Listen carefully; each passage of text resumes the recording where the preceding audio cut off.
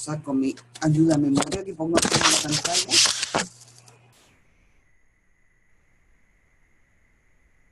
Bueno, mandaron el trabajo de comunicación.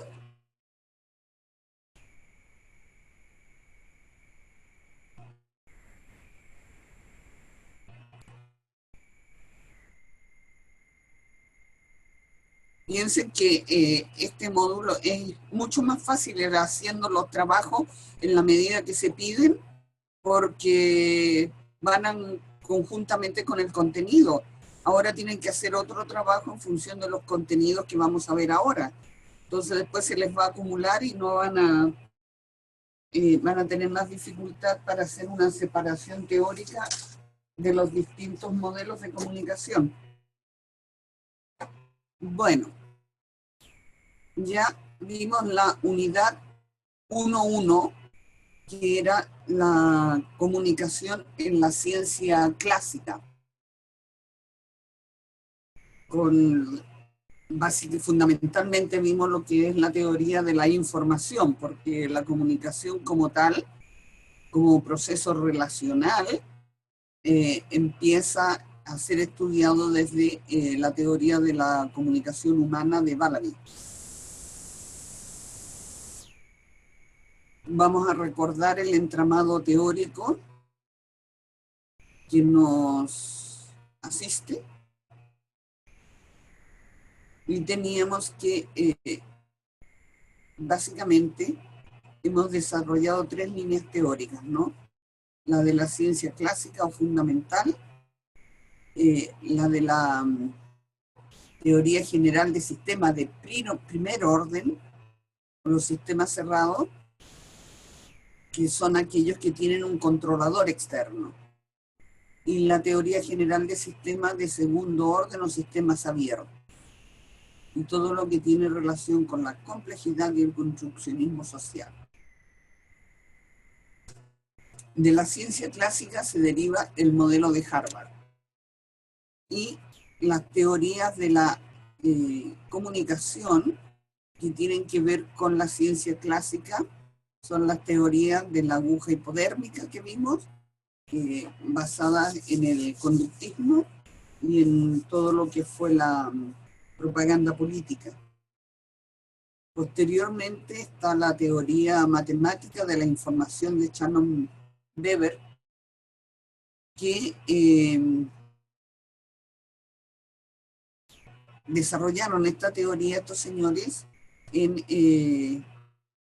trabajando en la telefónica, porque uno de ellos era ingeniero y el otro informático. Entonces les solicitaron que establecieran un sistema de medición del uso del teléfono para establecer las tarifas. De ahí ese esquema tan mecánico que tienen, ¿no? De emisor, mensaje y receptor, deriva evidentemente de la teoría de Shannon-Weber. Posteriormente esta teoría fue adornada con una serie de otros elementos por David Bernoulli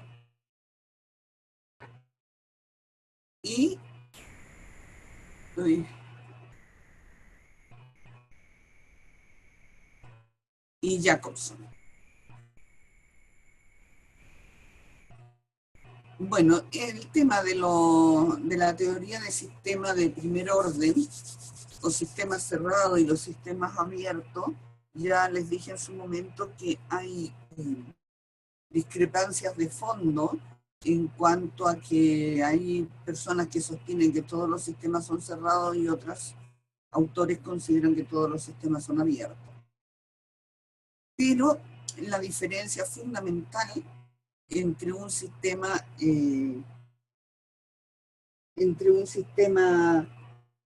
cerrado de primer orden y de segundo orden radica en que en el primero el controlador del sistema está fuera de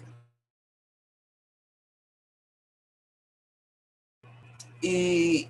El modelo de mediación que se ancla en este contexto es el modelo circular narrativo,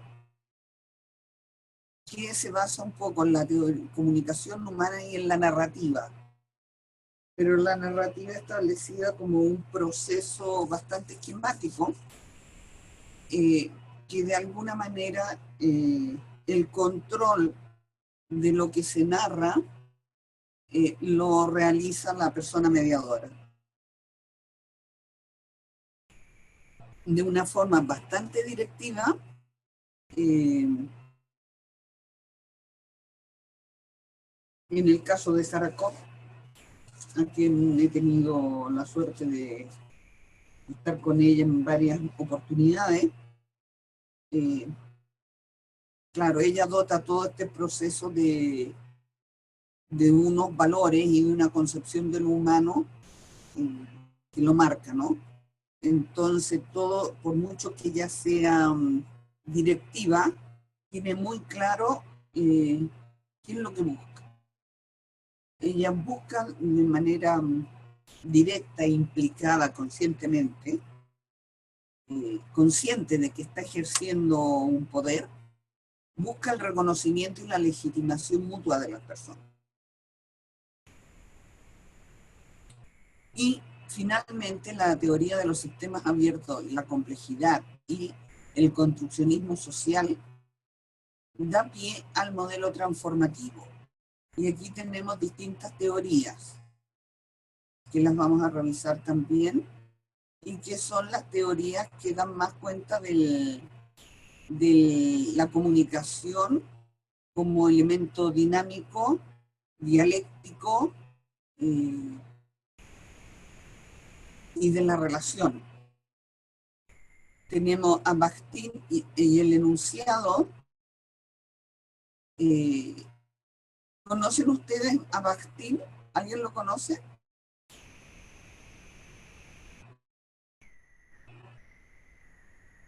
Bueno, también se escribe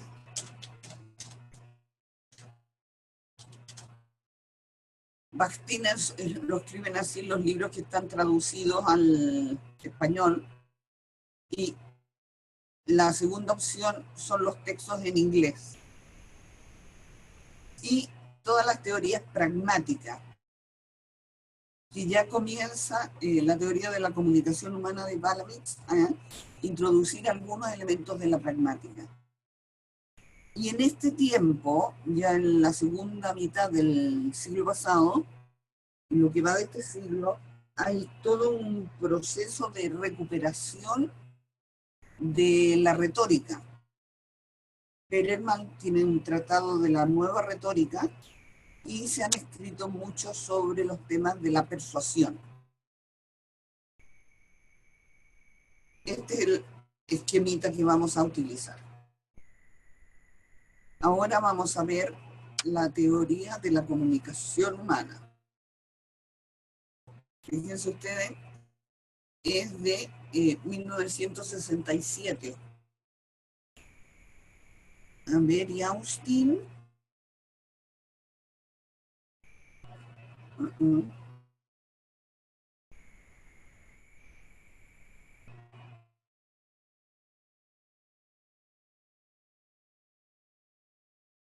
Bueno, Austin creo que es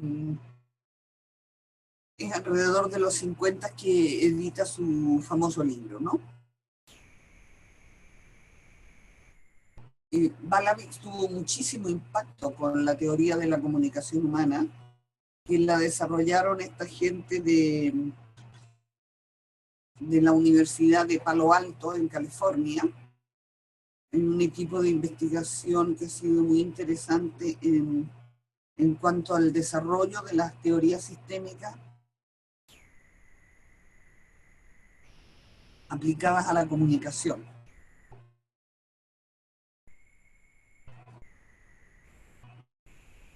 En general, se establece que los estudios del lenguaje se pueden dividir en distintos aspectos, ¿no? El sintáctico, que estarían más abocados a todos los temas de transmisión de la información, con una adecuada estructuración gramatical de las frases, ¿no? Para que se entienda lo que se dice. La semántica, que estudia el significado. Y ese significado tiene que ver con una información compartida.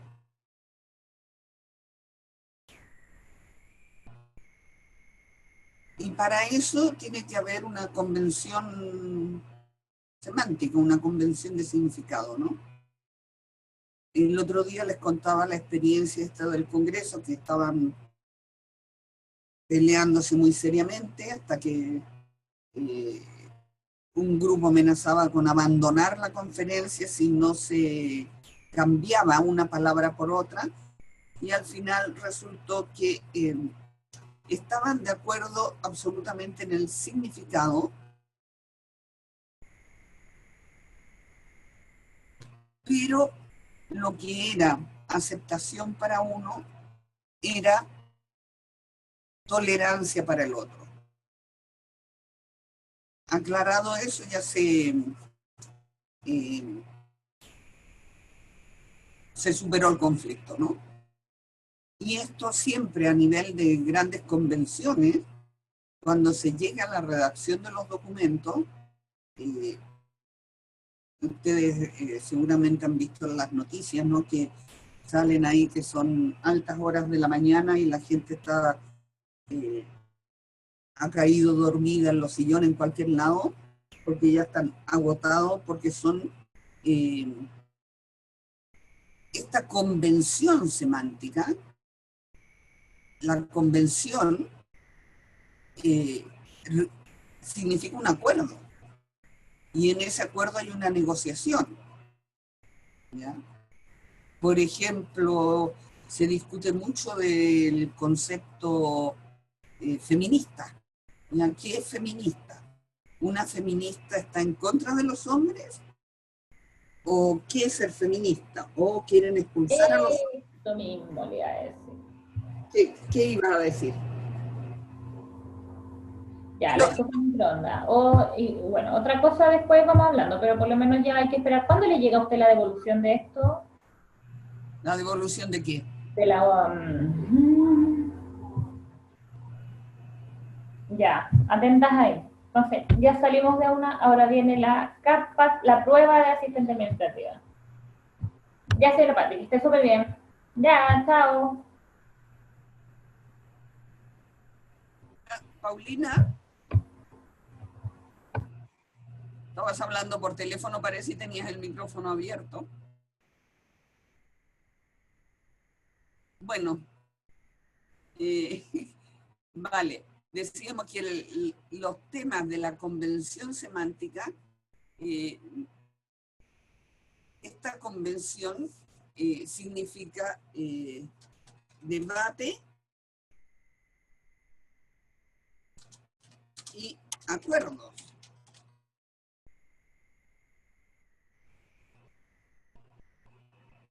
Debate, negociación y acuerdos. No es que haya habido un consenso, una convención así muy fácil, muy dada. Y ponía el ejemplo de feminista. O sea, ¿qué quiere decir ser feminista? ¿Ya? Para algunas personas, incluso para mujeres, es hasta feo que uno haga ciertas críticas, ¿no?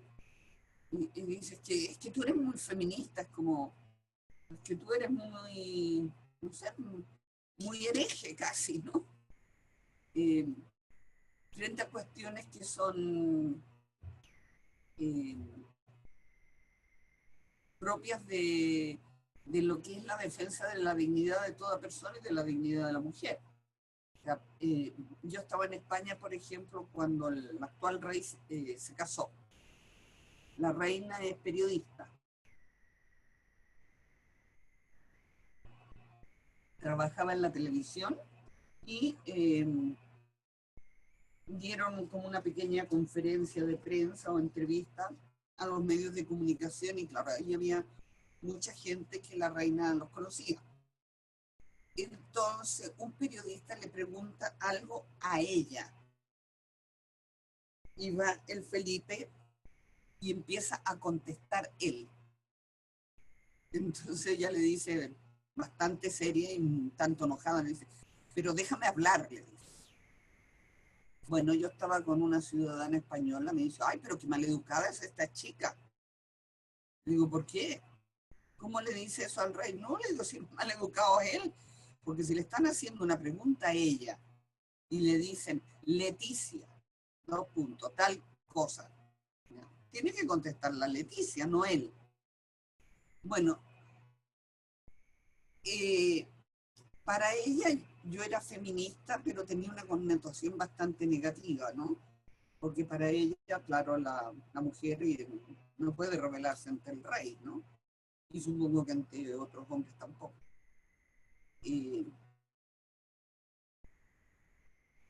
Hay muchas personas que tienen esta confusión respecto del feminismo y se plantea como bastante en contra cuando el feminismo, si se conoce un poco, sobre todo las mujeres que han salido de los movimientos feministas, que son profesionales, hay mujeres del discurso que son feministas, por ejemplo, la Karen Butler, ¿ya? Es una tremenda feminista y una mujer que ha salido incorporar a los estudios de la ciencia temas tan importantes como las emociones, por ejemplo. Ella ha contribuido terriblemente a la humanización de la ciencia. Entonces, siempre se habla del aporte feminista a las ciencias sociales. Por otra parte, tampoco se pretende excluir a los hombres, porque lo que se pretende también en este proceso de liberación de la mujer es que los hombres queden liberados de la carga de proveer solamente ellos para los niños y una mujer, cuando la mujer es una adulta que puede proveerse a sí misma. No es otra niña más que tenga que mantener el marido. Entonces, todos esos temas de debate, negociación y acuerdos se dan incluso en grupos pequeños cuando hay una discusión sobre lo que es el feminismo, por ejemplo, ¿no? Y bueno, se puede dar, también se da mucho debate sobre lo que es un matrimonio, ¿no? Ahora con la diversidad de parejas que hay, no hay una convención semántica sobre lo que es un matrimonio, porque incluso hay países que admiten el matrimonio entre personas del mismo sexo, ¿ya? Entonces, bueno, hay gente que dice que no, que el matrimonio es para hombre y mujer, o sea, para macho y hembra, digamos. En cambio, los otros pasan de la conformación biológica y se van más al sentir, ¿no? ¿Cómo se sienten ellos en cuanto a género? Todos esos son temas de debate, ¿ya? Y que tienen que ver con el significado de las palabras, qué significa el matrimonio y qué significa el feminismo. Todo eso lo va estudiando la semántica. Y la pragmática, esto cobra mucho efecto, mucha relevancia con la psicología discursiva y todos los temas del discurso, que yo diría no afectan solamente a la psicología, porque también la sociología habla del discurso, hablan escritores, García Márquez, Vargas Llosa, traductores están hablando del mismo tema, muy impresionados por esto de los efectos que tiene el lenguaje en la conducta, ¿ya? En la conducta y en la conformación de las personas. Y la semiótica es la teoría de los signos y de los lenguajes. tenemos grandes autores que son una gozada leerlo. Yo les recomendé, o no les recomendé, a Umberto Eco.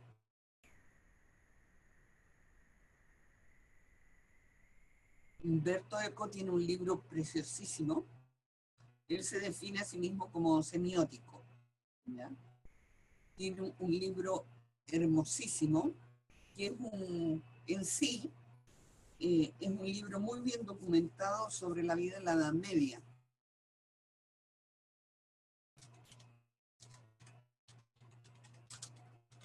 Y es una manera de aprender historia, ¿no? Leyendo estos libros. Baudolino se llama el libro. Es una historia de un personaje y los cuentos que se cuentan a lo largo de la vida, ¿no? Que son muchos, pero hay... la biografía de uno para Umberto Eco sería un cuento, por ejemplo, ¿ya? Que vamos hilvanando, a medida que vamos teniendo distintas experiencias, las vamos encajando con un puzzle para tener un relato coherente de nuestra vida. Y eso sería el yo desde el construccionismo social, ¿no? La suma de los cuentos. Y Baudolino llevaba el cuento de su vida escrito, y como en un diario de vida, y lo pierde. Entonces se encuentra con un hombre mayor y dice que necesita contarle su vida a alguien porque perdió su memoria y necesita saber quién es. Entonces tiene que actualizar su biografía, ¿no? Se los voy a poner ahí, lo tengo en formato virtual, para que lo tengan a mano, para cuando tengan tiempo de leerlo. Realmente es una gozada. Ahí tengo que subir también lo de Chomsky, dos cosas. Me las apunto, si no me voy a olvidar. Bueno, la teoría de Balavix se centra en la pragmática, no en los efectos que tiene la comunicación en la conducta de los otros. Y para Balavix, conducta y comunicación son lo mismo. Y esto tiene que ver también con otras teorías que dicen que las palabras y la comunicación, las palabras hacen cosas, ¿ya? Y en ese sentido son conductas. Aquí hacen una división distinta, dice, toda comunicación afecta a la conducta y toda conducta es comunicación.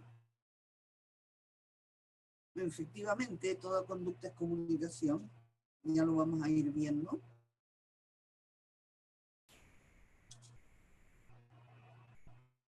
Bueno, de alguna forma, con Balamix se supera el tema este de la causalidad que tiene siempre tan obsesionada la ciencia clásica, ¿no? Y se pasa al pragmatismo. La causalidad siempre elude al pasado, ¿ya?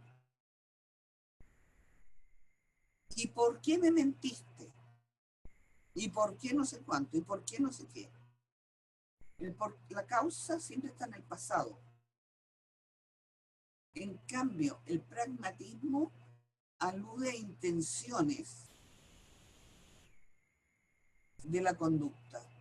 Entre la conducta tenemos lo que se dice, ¿no? ¿Para qué hiciste eso? ¿Para qué dices eso otro? Es mucho más efectivo hacerse esta pregunta porque el por qué está como de repente bastante lejano, ¿no? O pensamos que es una razón y después es otra.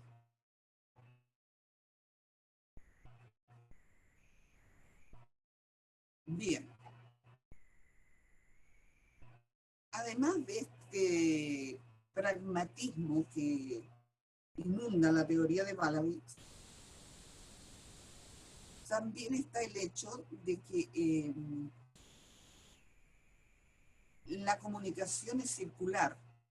O sea, no es esta cosa lineal que teníamos en la ciencia clásica, del emisor, el mensaje, el receptor. No, aquí hay una concepción circular. A habla con B. Entonces, de repente, B es receptor de lo que dice A, pero A es receptor de lo que dice B. Ambos serían emisor y receptor. En esta circularidad, ¿no? Y que hace factible la comunicación de alguna forma.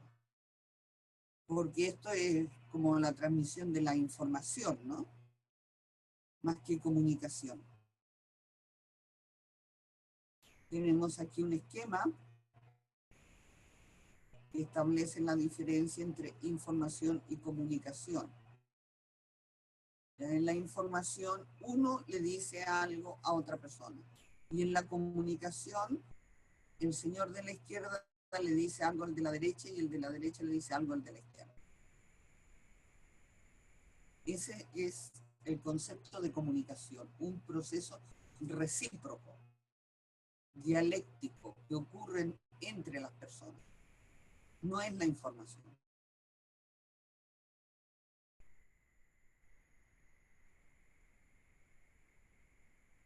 ¿Quién ha visto la teoría, conoce la teoría de Malavich? ¿La han visto ustedes alguna vez?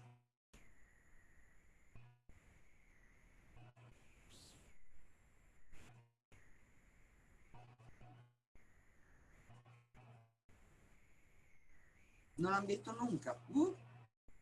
Bueno. ¿Nadie la ha visto? Elizabeth tampoco. ¿Y Lorena?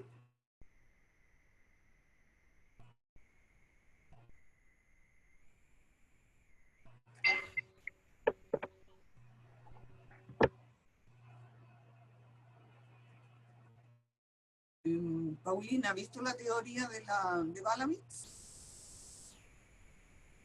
Tampoco. Bueno, de todas maneras, se enseña muy mal, entonces tampoco se han perdido gran cosa, ¿no? Porque siempre se parte, lo único que se enseña son los famosos enunciados de Malavich, pero no se hace un proceso reflexivo en torno a ello. Quizás porque el origen de la palabra axioma dice que lo que es evidente y no necesita probarse.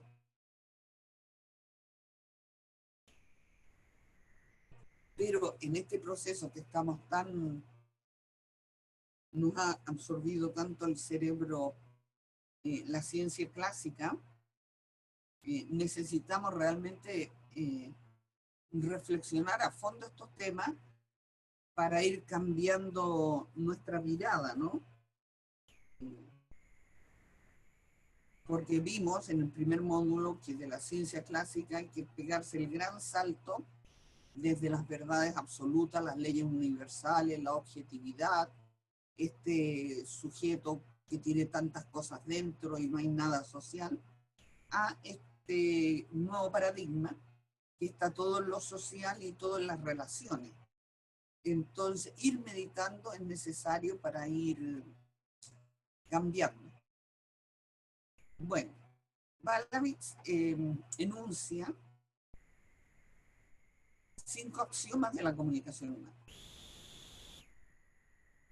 El primero es que es imposible no comunicarse. ¿A qué creen ustedes que se refiere con eso? Imposible no comunicarse. Si estamos callados, ¿nos comunicamos o no comunicamos?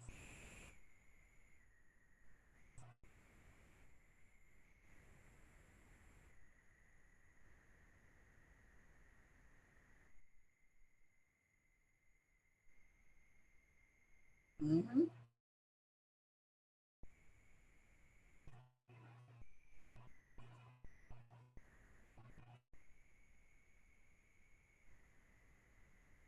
Muy bien.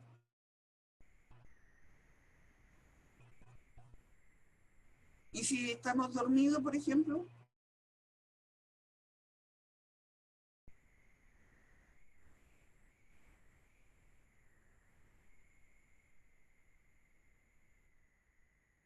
¿Cansado o aburrido?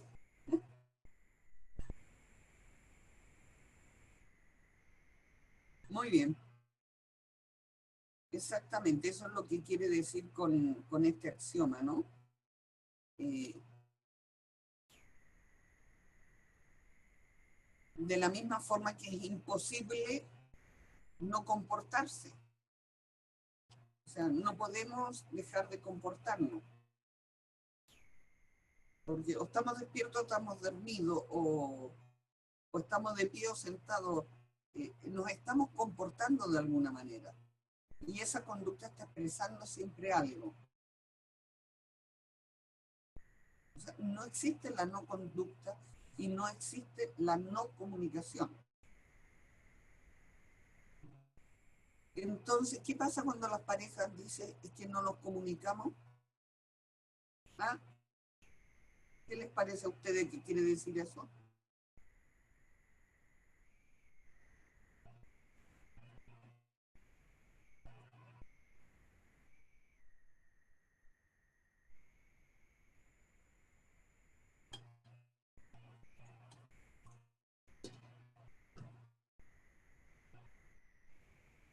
Está, no están diciendo algo correcto, ¿no? Dicen, no nos comunicamos. No, pero seguro que hablan.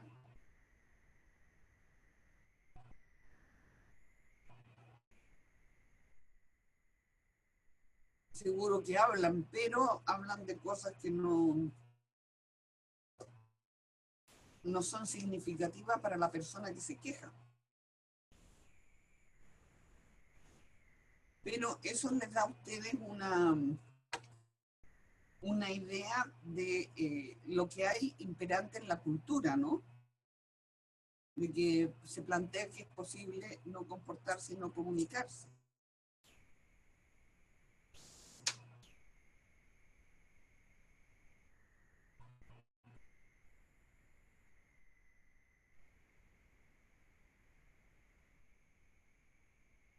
Ahora bien, la comunicación la podemos rechazar, ¿no? Tenemos aquí a este señor dándole la espalda a la otra persona y la otra más o menos dándole golpecitos en la puerta para que la atienda. La comunicación se puede rechazar de muchas maneras, se puede aceptar, ¿ya? De muchas formas, cuando realmente se quiere escuchar algo y se siente que hay dificultad para que para escuchar, siempre hacemos ese gesto de ponernos la mano en la oreja, ¿no? De una manera de atrapar más el sonido con la mano, extender el pabellón de la oreja. Y aquí pues las personas están una frente a otra y de alguna forma hay interés cuando se acepta la comunicación y eso se aprecia de muchas maneras. O también se puede descalificar.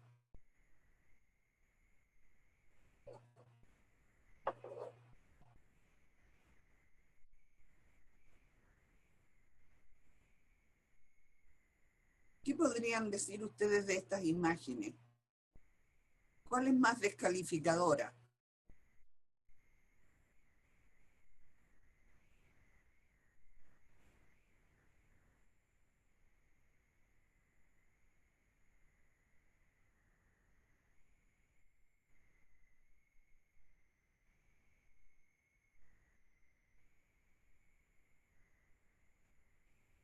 Vaya gesto del niñito, ¿ah? Este es un niño anglosajón. Habría que ver los padres. Eh, ¿Qué significa esa expresión del niño? ¿Ven el cursor ustedes? ¿La flecha o no? ¿Sí? ¿Qué significa el poner el dedo hacia arriba?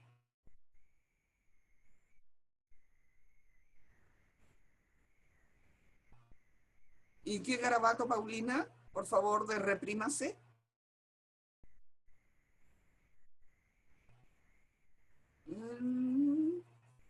Bueno, se traduce por ándate a la mierda, pero en concreto quiere decir que te den por el culo.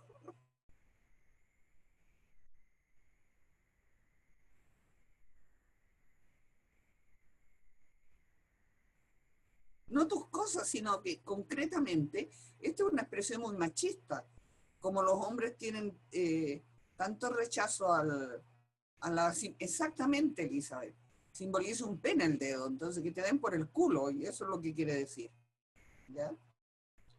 En Francia, por ejemplo, eh, levantan dos dedos, el, el índice y el meñique, lo ponen así. ¿Ya? Entonces eso quiere decir cornudo, que también es un insulto machista, o sea, cornudo quiere decir que te están poniendo el sombrero. ¿Ya? Y también levantan la mano así, ¿no? Esa ándate a la mierda, ¿no? ¿Y esta niña qué está haciendo?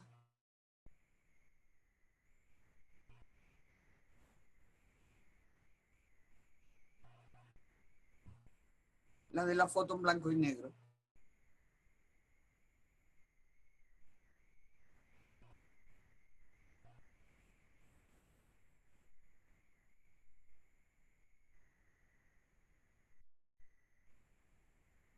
¿Cómo tiene las manos? ¿Dónde tiene las manos? Se niega a escuchar, ¿ya? Se tapa los oídos. Y cuando yo no te quiero escuchar, ¿qué hago?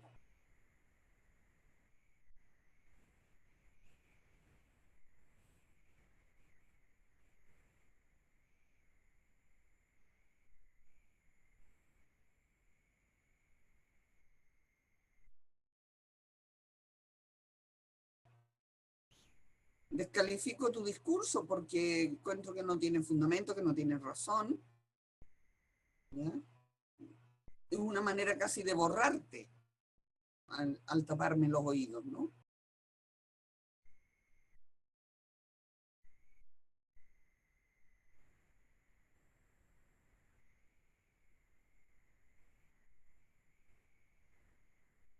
Sí, sí, sí, está rechazando el discurso. No lo quiere oír porque le asusta, por lo que sea. ¿No? Se margina de esa gente. Y aquí esto parece un deportista y su entrenador, ¿no?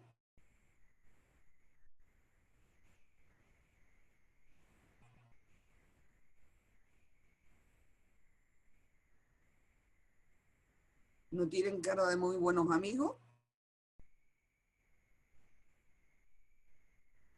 Y el de negro, ¿qué expresión tiene?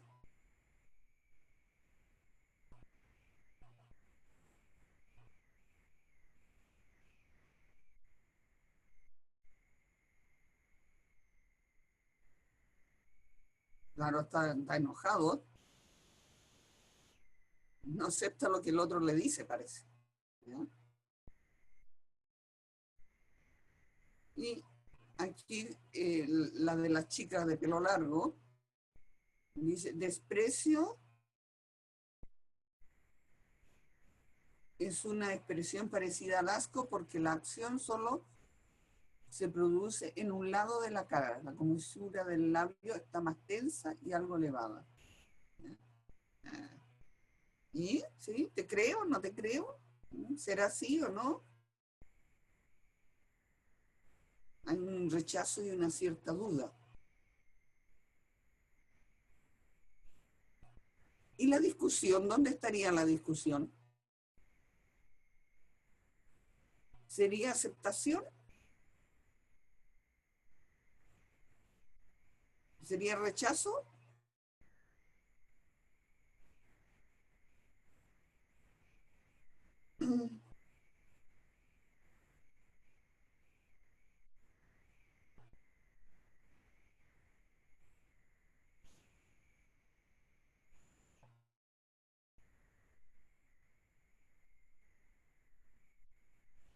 Claro, la discusión es aceptación porque acepta el discurso del otro. Eh, por lo menos lo está escuchando, lo está rebatiendo. Intenta, intenta comunicarse, hay un intento de comunicación. Al margen de que se comparta o no, muy, como dice Paulina, ¿no? Esto ustedes, las personas que trabajan en mediación, ¿ven qué tipo de cosas ven? ¿Cómo ven el rechazo?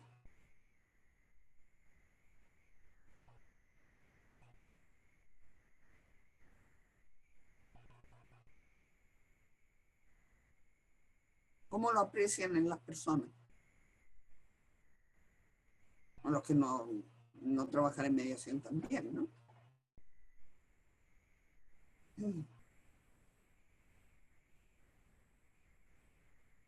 Exacto, hablan al mediador. Bueno, el tema es que cuando veamos la persuasión, eh, ellos están en desacuerdo, entonces los dos buscan convencer al mediador de su verdad o de su versión. Por eso se dirigen al mediador, ¿no? Pero las personas de repente, cuando está hablando uno, ¿qué hace el otro? ¿Cómo se comporta?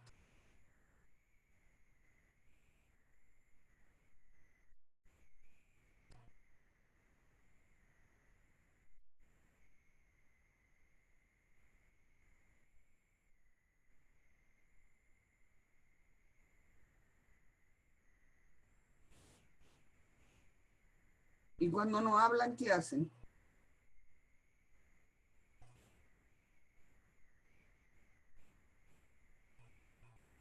No lo deja hablar, rebate el relato del otro, desmiente lo que dice el otro. Ya, pero supongamos que le han dicho que se tiene que callar. ¿Qué gestos Ya hace? estoy en clase acá.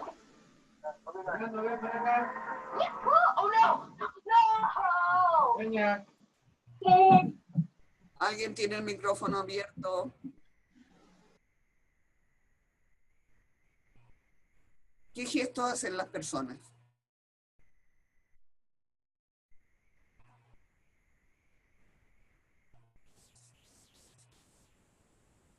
Cuando no se ponen a discutir, a, a desmentir lo que dice el otro.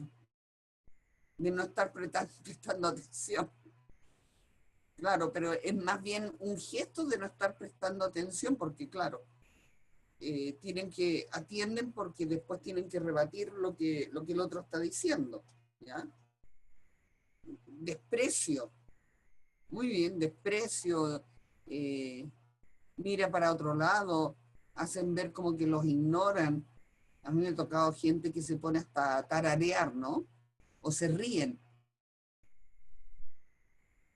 pero es una sonrisa como jiji, forzada, ¿no?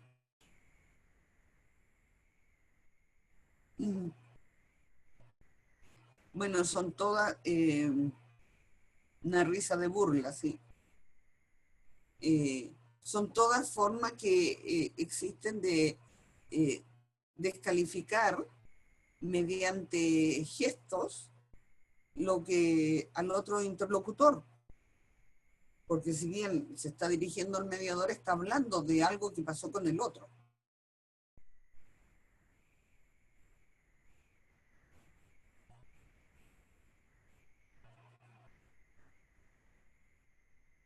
Bueno, este gesto ya lo vimos en otra vez.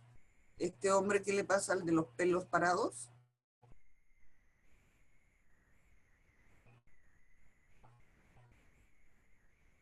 Está muy impresionado, tiene mucho susto. ¿Y esta mujer qué hace aquí? Perplejidad, exacto. Muy bien, Paulina. Sorprendido. Habla el lenguaje de los sordos, ¿sí?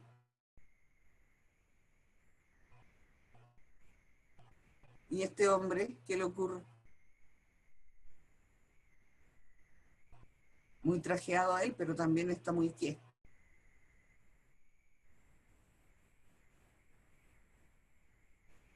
Está triste, está preocupado, está meditabundo, acongojado. No le pasa nada agradable.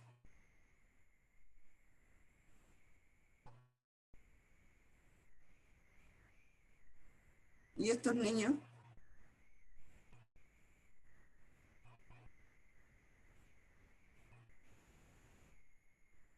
¿Están más aburridos los pobres?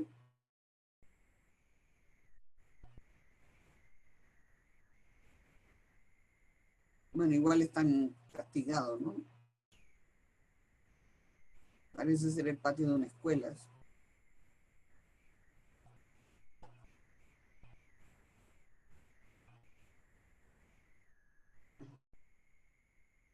Creo que grande mucho la diapositiva y ahora no me cabe entera.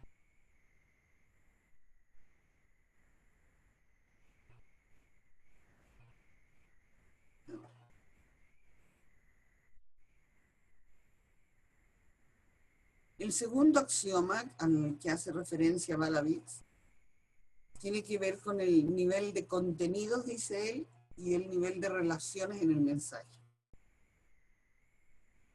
El nivel de contenido es la información. Es el tema de la comunicación. Hace referencia a algo. ¿Ya?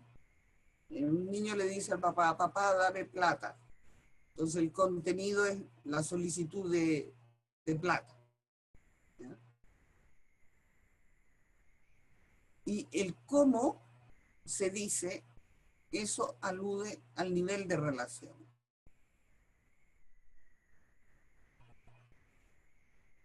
Por eso se dice que es conativo, ¿ya? Porque impone ciertas conductas. Si yo voy a dar un pésame a alguien,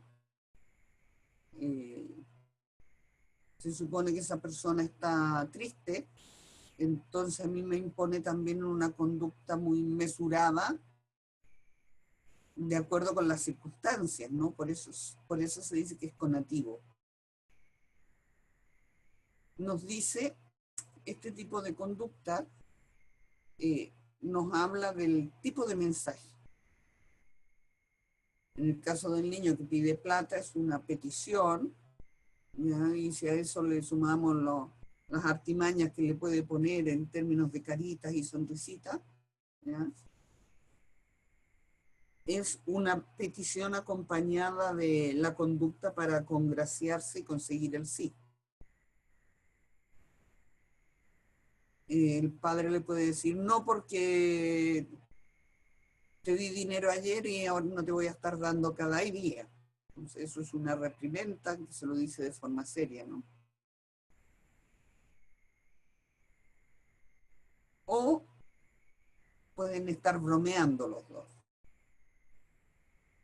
El tema aquí es bastante complicado porque esto tiene que ver con las intenciones y hoy en día mucha gente defiende que podemos decir cualquier cosa porque se dice con otra intención.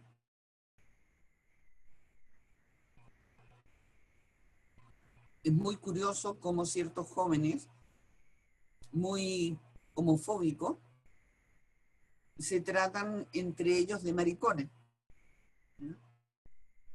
Pero la intención, dicen, no es un insulto, no es subvalorar a los gays, sino que es una palabra cariñosa que le dice al amigo. Lo mismo esto de tratar a los amigos de perros, por ejemplo.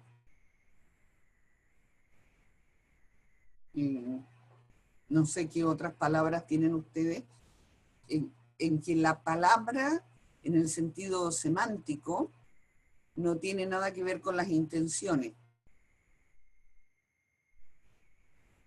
¿Les resulta familiar esto a ustedes?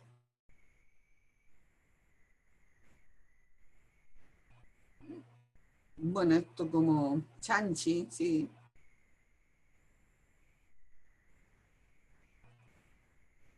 Antes los chicos siempre se trataban de compadre, ¿ya? Colega, y ahora han cambiado a un vocabulario más altisonante, ¿no?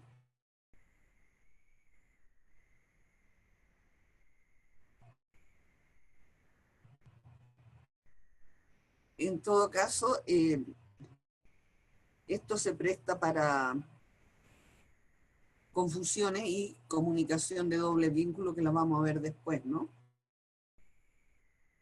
Qué entretenido, dice este niño.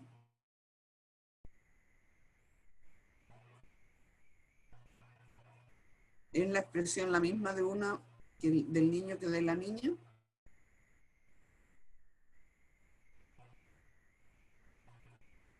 La niña sí que está entretenida, pero este otro está sumamente aburrido.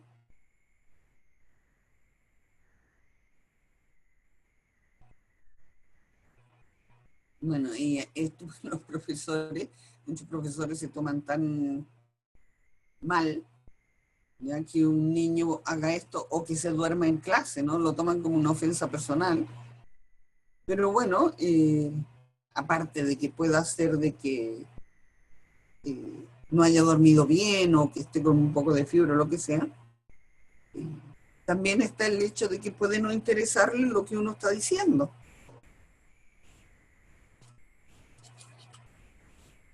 Igual uno está hablando qué sé, de las partes de la flor y el niño está pensando en la teoría de la relatividad.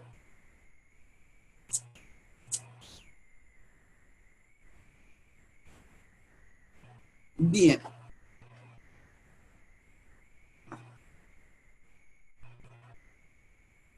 Otra opción. La comunicación digital y analógica. La digital es la que utiliza los símbolos lingüísticos o escritos y expresan el contenido.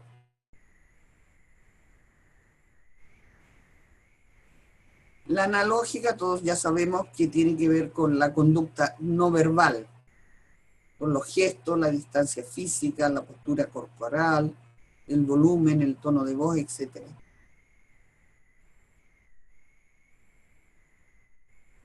Esto es muy divertido, ¿no? Yo cuando recién llegué a vivir a España, me llamaba la atención porque los españoles tienen una mayor distancia física de la persona con la que están hablando.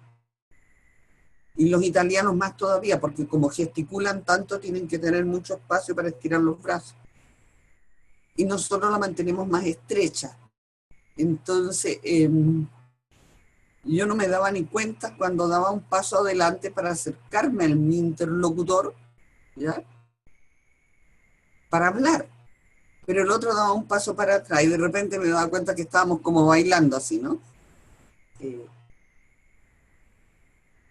Y los gestos también varían, todos los gestos que vimos, estos garabatos con las manos, hay todo un tema cultural también en eso.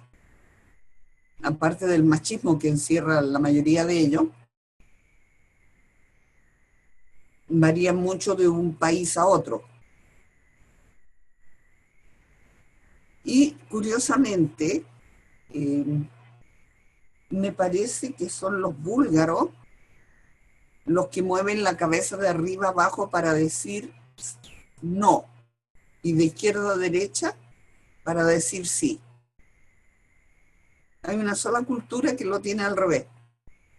Es bien curioso eso. Y al mismo tiempo todo esto,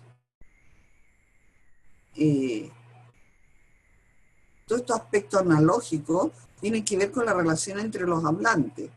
Porque si vamos, el jefe nos llama, el que puede gritar es él. Nosotros, por más que nos griten, no podemos gritar. No está dentro de la posición que se nos adscribe en ese momento el gritar, ¿no?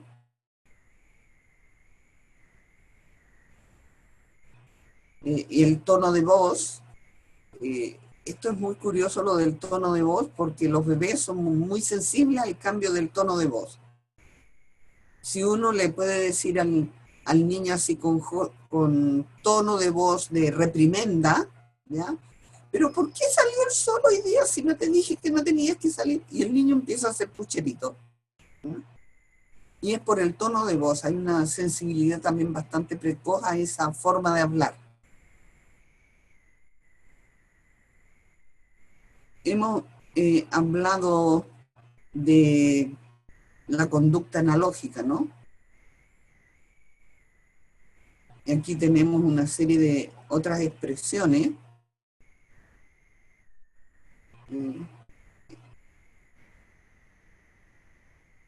¿Qué les diría a ustedes esta foto, la primera, de la izquierda?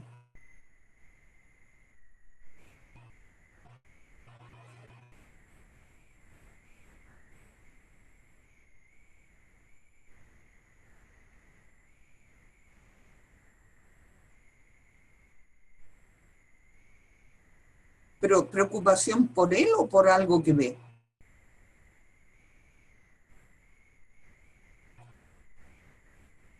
Por lo que ve, ¿verdad?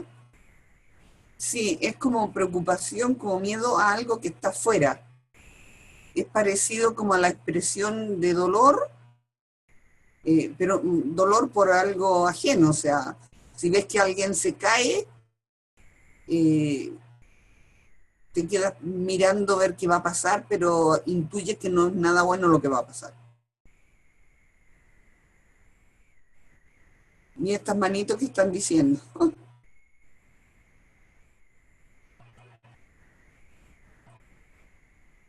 Aléjate, aléjate. O como mínimo no te acerques más. No, no, hasta ahí nomás. Hasta ahí nomás hemos llegado.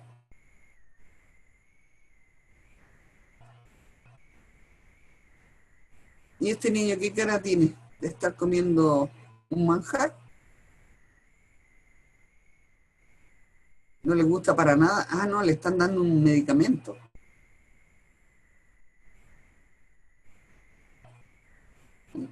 Y aquí tenemos a los Obama. Vaya a saber qué había pasado en ese momento. Porque él de alguna forma tiene la misma cara que el hombre que está detrás.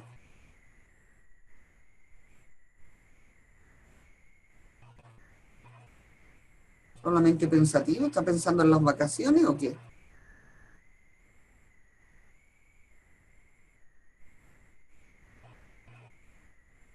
Está preocupado, está como muy preocupado. Y esta dama, muy divertida la expresión que tiene.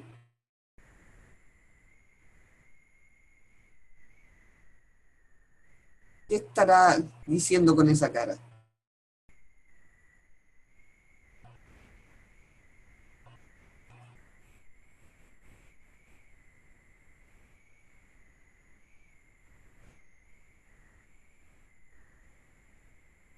¿Qué les dice a usted esta cara?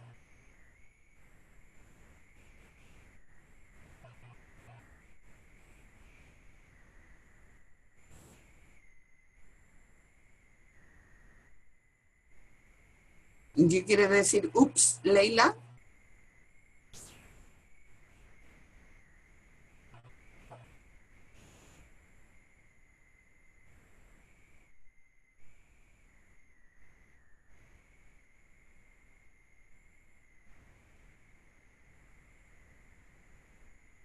No fui yo. ¿Qué otra cosa podría estar diciendo?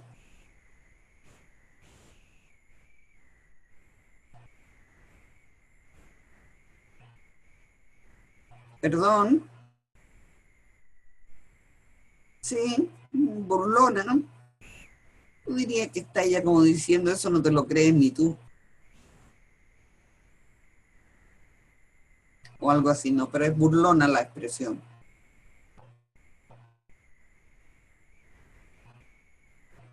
Sí, de nuevo esto, sí.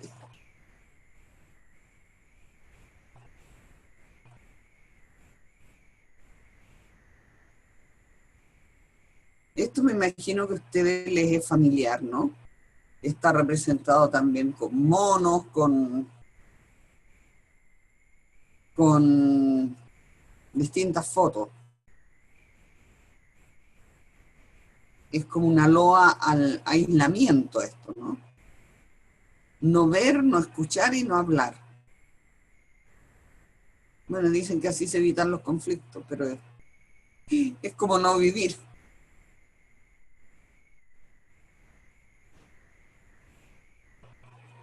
Bueno, muchas veces se encuentran listas de significado de los gestos, ¿ya? Pero hay una cosa bien curiosa. Leía una vez en antropología, un libro de antropología sociocultural, de los gestos, y decía que eh, los gestos tienen que ver con los orígenes, y que ciertos orígenes las personas cruzamos los brazos de manera distinta. O sea, yo dejo fuera el derecho y después lo pongo por sobre el izquierdo, pero hay gente que lo hace al revés. Pero igual eso tiene que ver más con si es diestro o zurdo, no sé, o modelos aprendidos por imitación. Pero se ha tendido a decir que los brazos cruzados revelan una actitud defensiva. En general, diría yo, que una actitud así como encogida, ¿no? Que la persona quiere como ocupar poco espacio, eh, es una actitud defensiva. ¿Ves? Claro, en la izquierda porque eres zurda, normal. También se ha dicho que llevarse la mano a la boca dice para disimular una mentira. O más bien para tapar una sonrisa, ¿no? Una sonrisa delatora. Morderse las uñas, inseguridad, nerviosismo, una sonrisa falsa, engaño, traición, falsedad. Si te miran a los ojos fijamente, dice, denotan que no hay nada que esconder, que la conversación es limpia. También indica control de la situación. Yo he conocido gente muy falsa, que te mira así fijamente a los ojos y te suelta la mentira y te digo, pero será falso. Porque ya conocen estas estrategias, entonces tienden a evitarlas.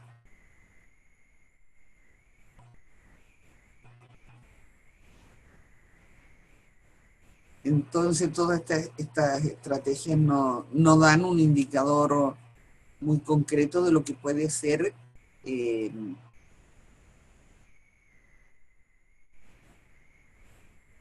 limpia la conversación de una persona que mira a los ojos. Si los ojos no sonríen, dice, y se muestran esquivos, y la mirada es falsa, significa engaño.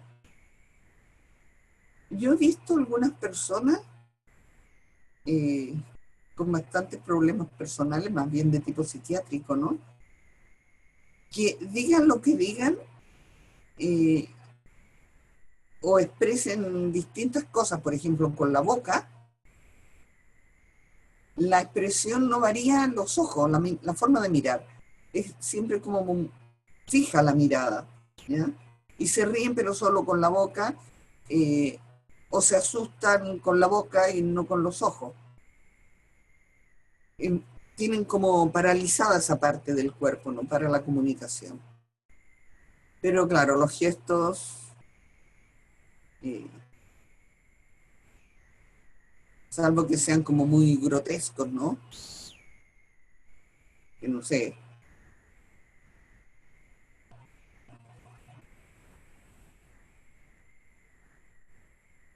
Bueno, eso de no quitarse los lentes oscuros, salvo que haya problemas de vista, es una manera de esconderse, ¿no? Bueno, hay gente que se desparrama en la silla porque son obesos, o sea, la gente obesa tiene serios problemas para estar sentada porque eh, le molesta la guata, ¿no? Entonces están siempre como tirados, están recostados en los sofás, en los sillones, en todas partes, no se pueden sentar así con la espalda recta.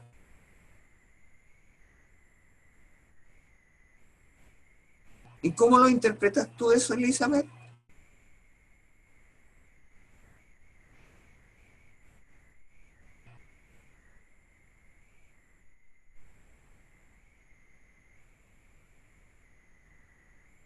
Que no les interesa estar ahí,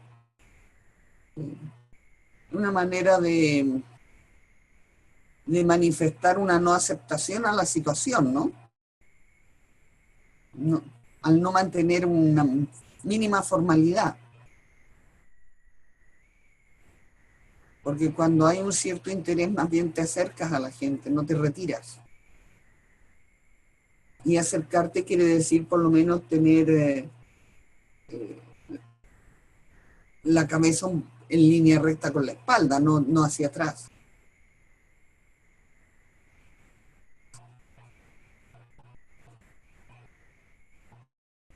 Bueno, hay que poner asientos sin respaldo, ¿no?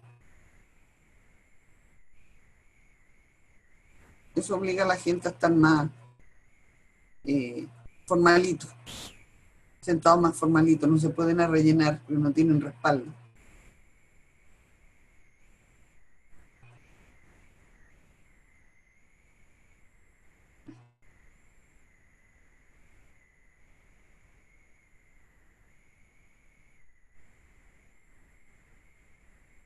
Sí, claro, es que hay un problema ahí físico, de que no puedan estar sentados correctamente.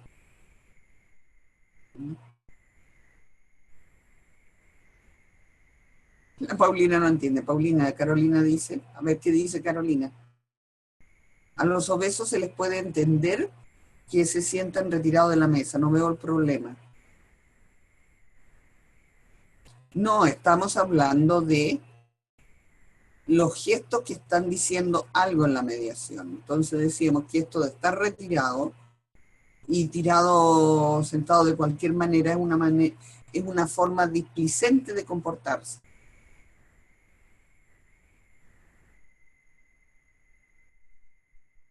En algunos casos tiene que ver con la gordura. Porque, por ejemplo, tú si invitas a comer gente, yo entre mis conocidos tengo un par de personas obesas y, y bueno, se termina de comer, se toman el café, pero es que ya no pueden seguir más sentados en una silla, entonces ya se les va el ojo al sofá y dice, ¿por qué no nos sentamos allá?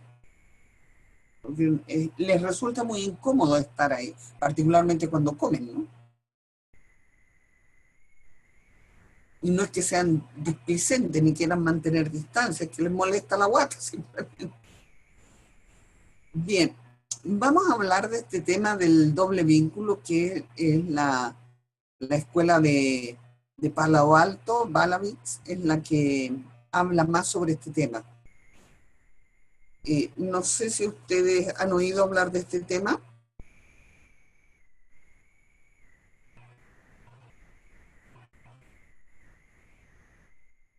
Eh, Se da mediación también.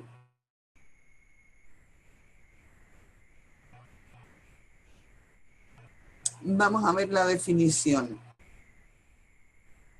Bateson fue el que habla por primera vez del doble vínculo, con mensajes contradictorios. Las palabras y los gestos, o a veces las palabras unen una frase y otra frase, son contradictorias. Entonces la persona que escucha, elija lo que elija, nunca va a acertar, ¿ya? Porque este es un estilo de comunicación un tanto patológico. Entonces, la idea es siempre fastidiar al otro, ¿ya? Por eso dan estos mensajes contradictorios. Entonces, si uno contesta a uno, dice, no, es que yo no dije eso, yo dije lo otro, ¿ya? En el ejercicio, no.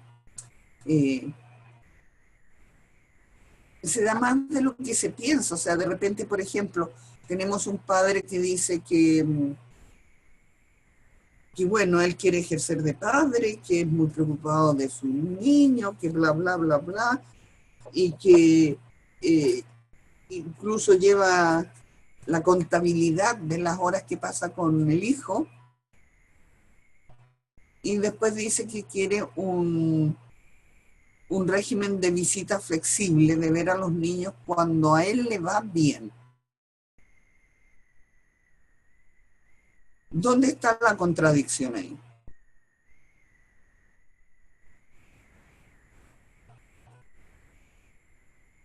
¿Ven ustedes contradicción o no?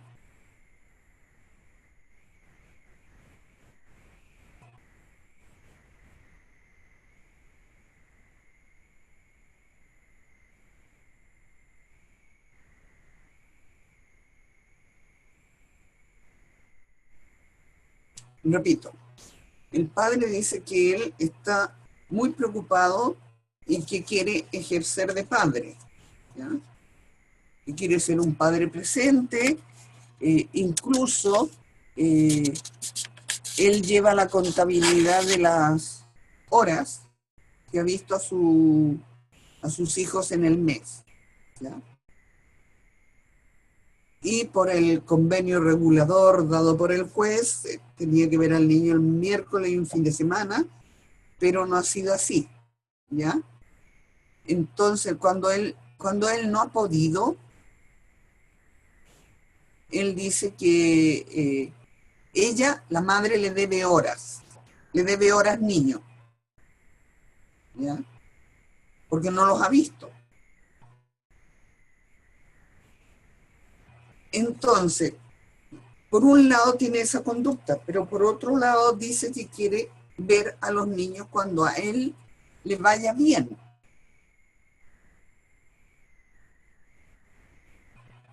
Exactamente, Paulina. Entonces, eso de que quiere un régimen de visita flexible y ver a los niños cuando le va bien, ¿está indicando preocupación por los niños?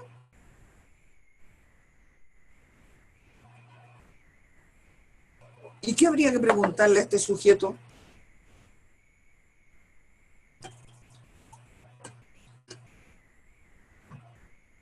Porque si él quiere mostrarse, claro, pero ahí está el doble mensaje. Porque por un lado se quiere mostrar como un buen padre, ¿ya? Diciendo incluso yo llevo contadas las horas que me debe porque él no se ha presentado ciertos días. Claro, pero habría que preguntarle a él también que cómo cree él que se sienten los hijos cuando él queda de ir a buscarlo y no va, porque no le fue bien ir a buscarlo.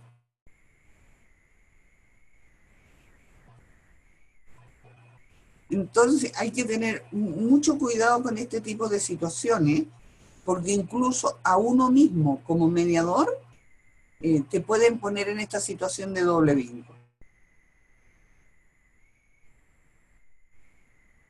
¿A qué se refiere con que le vaya bien? Bueno, que no tiene otra cosa que hacer, que no tiene problema, que en ese momento quiere verlo,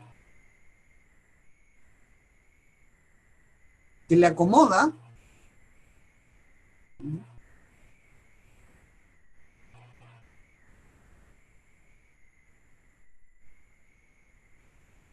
De repente a uno también en la comunicación con uno, claro, me tocó una vez, afortunadamente no muchas veces, un sujeto muy, una persona muy interesante desde el punto de vista del lenguaje, ¿no? Bastante culta y con un dominio del lenguaje, pero de muerte. Entonces le hice una pregunta yo que le dio en el clavo, ¿no?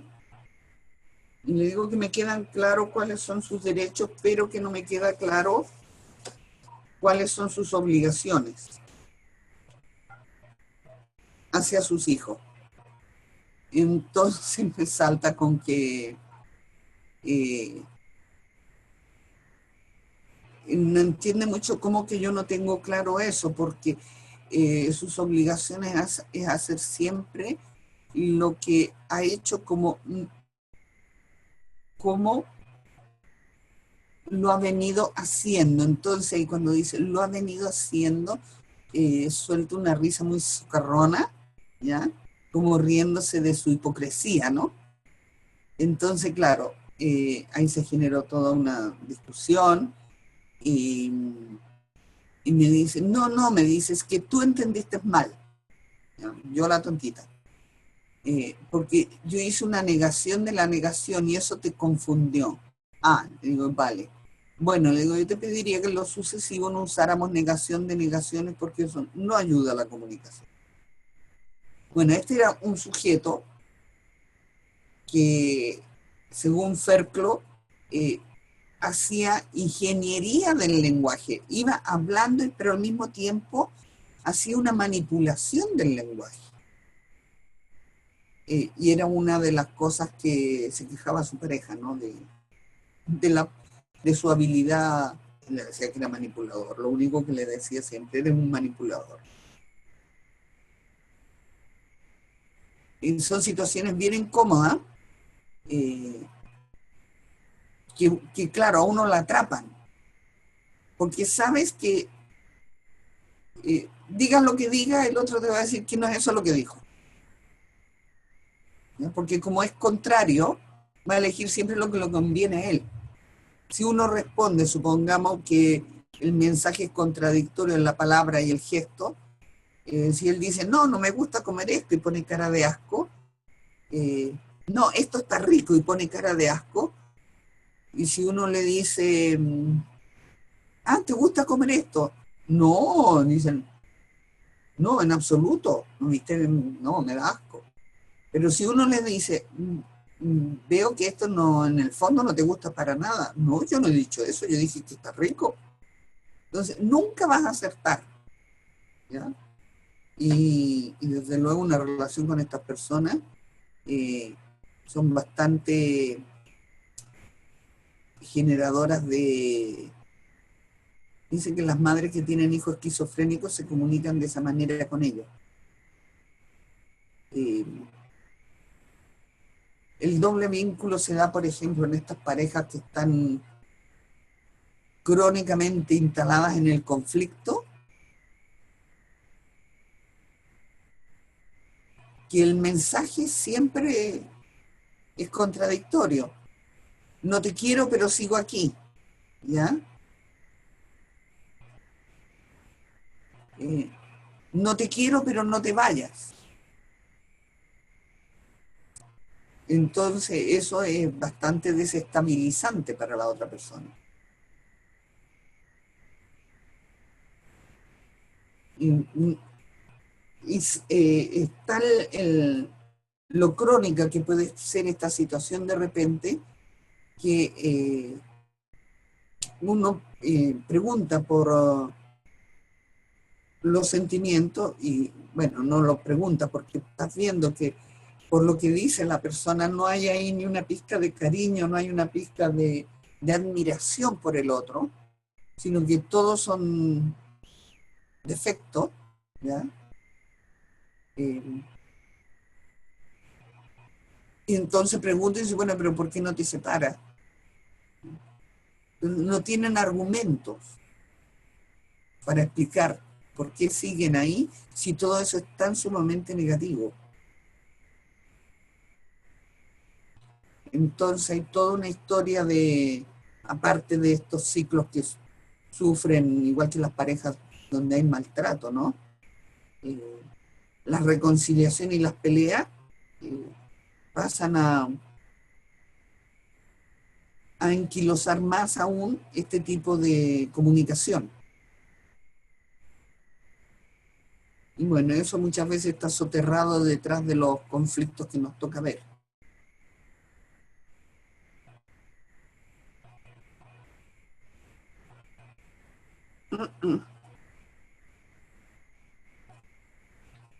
Bueno,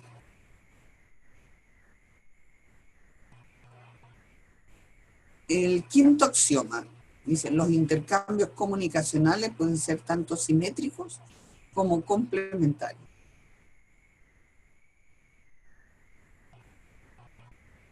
La relación es basada en la igualdad o la diferencia.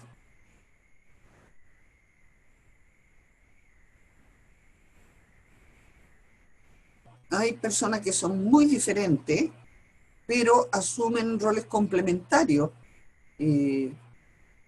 Uno, por ejemplo, en una pareja, ¿no? Es una persona muy sistemática, muy ordenada, y esa es la persona que administra o lleva un control de las cuentas. Puede ser que una de las personas de la pareja, y eso es muy común, ¿no? Que una persona es muy habladora, y el otro muy calladito. O una de las personas es un torbellino, no para, se mueve, y el otro es quietito, tranquilo. ¿Ya? De alguna forma son factores también que influyen en la elección de la pareja, ¿no? Porque si los dos fueran un torbellino, pues se mueren ahí de tanta actividad. En cambio, así uno frena al otro y el otro anima al otro. Eh, las relaciones complementarias también se dan en instituciones jerarquizadas, ¿no? Donde uno manda y el otro obedece. Todas las eh, instituciones de las Fuerzas Armadas, eso está muy bien establecido. Y en las relaciones de hombre o mujer maltratado. Tiene que estar sometido porque si no, le llega. En cambio, los intercambios más simétricos son aquellos donde uno da la opción de que el otro puede aportar, de que el otro sabe algo, de que el otro puede. Son relaciones más colaborativas, ¿no? Más abiertas.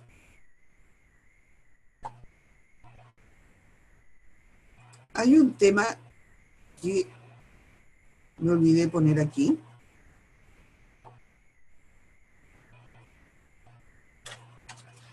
que eso es muy importante, que Balavix lo llama la puntuación.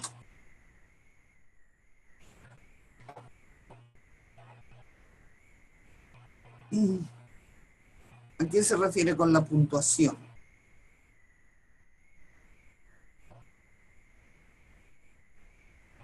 Al momento o evento que dio origen a los hechos.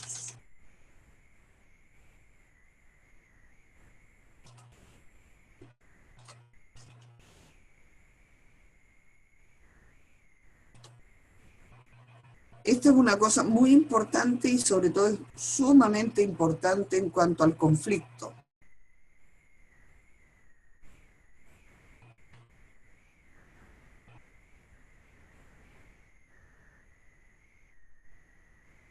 ¿Por qué razón?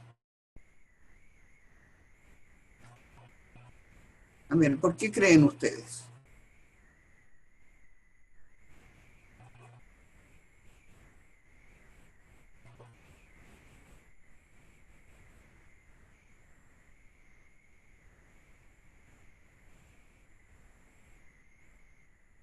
¿No se les ocurre un ejemplo?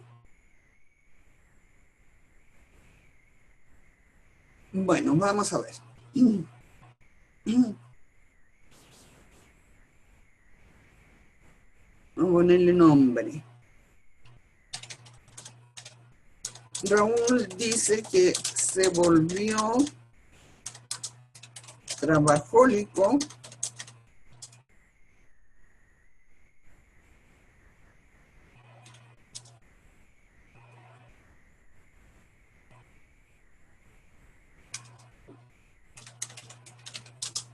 porque cuando llegaba a su casa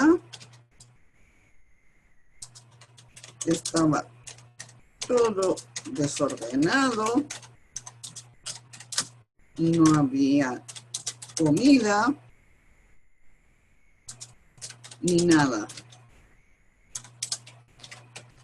Así que empezó a llegar tarde.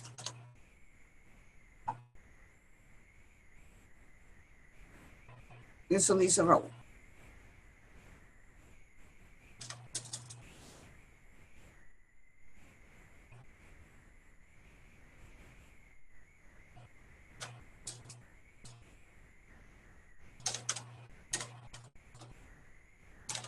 Inés dice que como ella estaba de adorno en la casa, desatendida por su marido, se sentía sola y buscó otra compañía.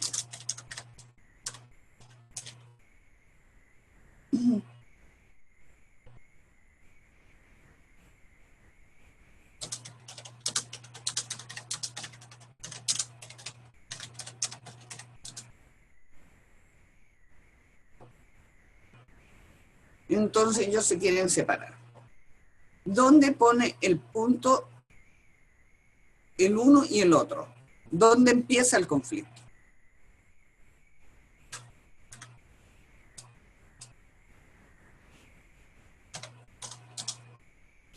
Para él, ¿dónde comienza el conflicto?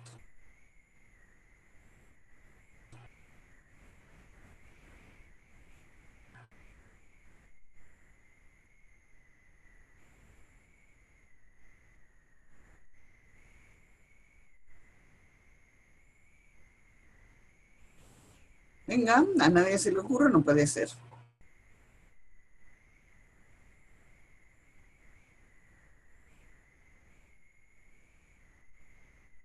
Porque no lo atendían. No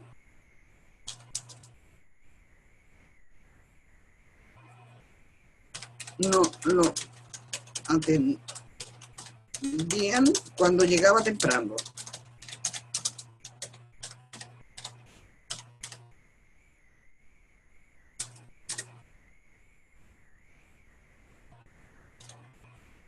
¿Y ella dónde lo pone?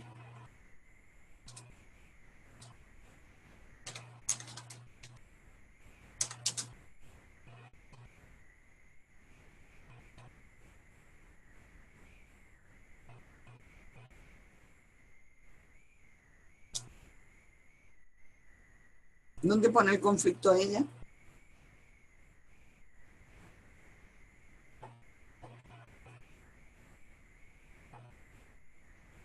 ¿Y cómo cuándo llegaba a casa?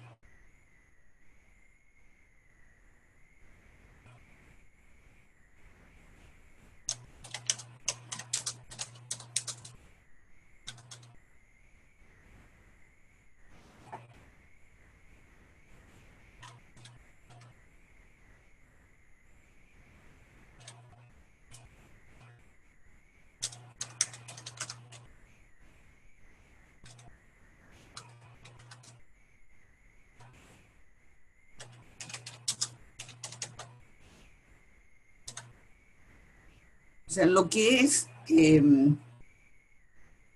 como consecuencia, ¿ya? Esto sería consecuencia, ¿no? Como a él no lo atienden, ¿ya?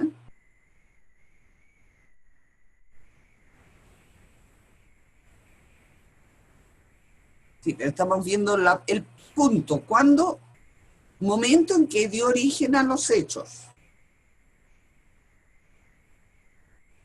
No tanto en las causas y eso, el momento, cómo lo narran ellos. Él dice, no lo atendían cuando llegaba temprano y por eso empieza a llegar tarde. ¿Ya? Se quedó trabajando.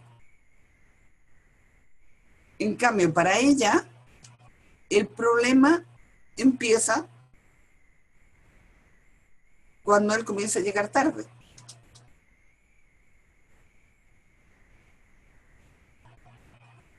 O sea, la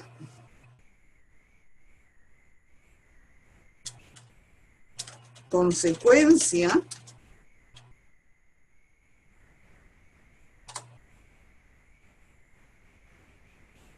de la conducta de ella, esto al margen que estemos de acuerdo o no estemos de acuerdo con lo que dicen, estamos viendo la puntuación. La consecuencia de la conducta de ella es, ¿qué es? Consecuencia de la conducta.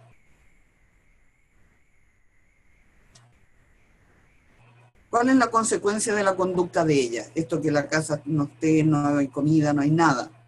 ¿Ya? Vamos a poner aquí caos, por decirlo de alguna manera.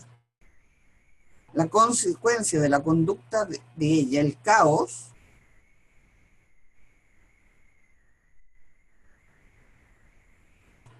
que hace que él se quede trabajando más tiempo, ¿es consecuencia de la conducta de la mujer?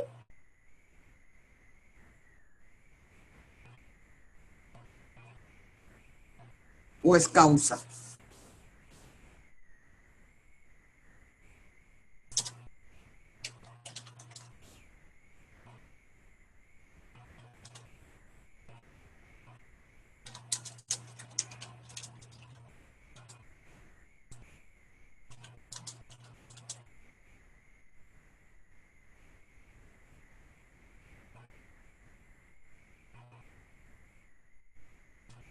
Como él no la atendía, se busca otro.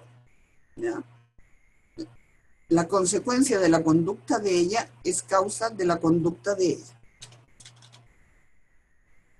¿Se entiende o no?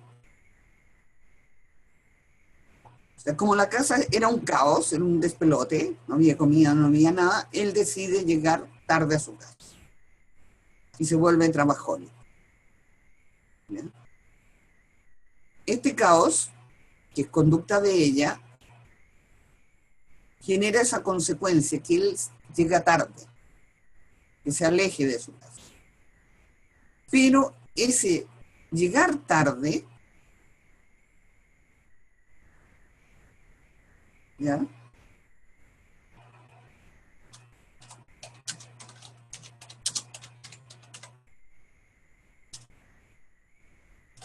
Es causa de la conducta de ella que se busca a otra persona. Entonces, ¿quién tiene la razón aquí?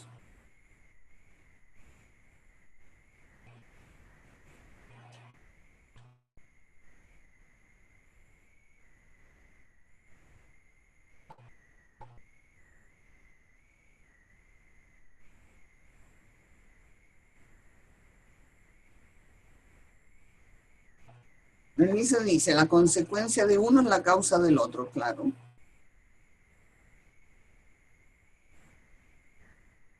Por eso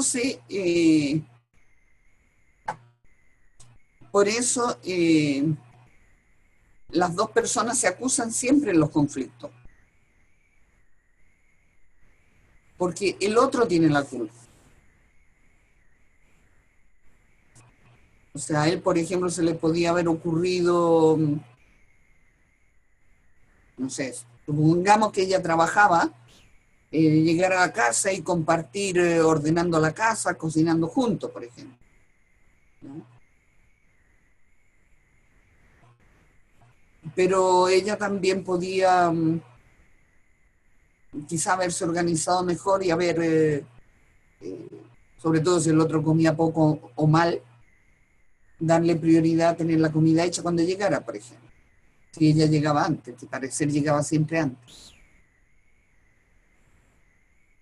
Este es uno de los aspectos más importantes que pone de manifiesto la Bateson. Además del doble vínculo, está la puntuación.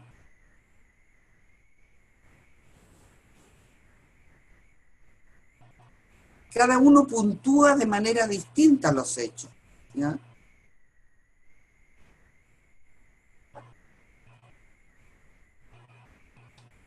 Porque si hacemos una sola historia, diríamos, Raúl llega a su casa y hay caos. Decide quedarse en la oficina y llegar más tarde, como norma.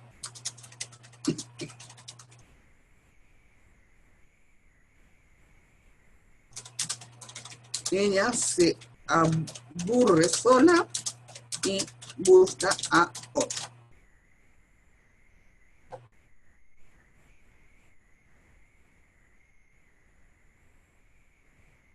Entonces, él pone el punto aquí. Ella lo pone aquí. Aquí pone el punto ella.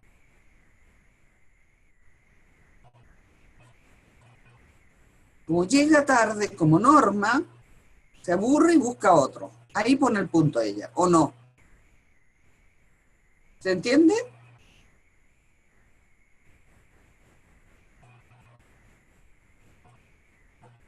Él lo pone más atrás.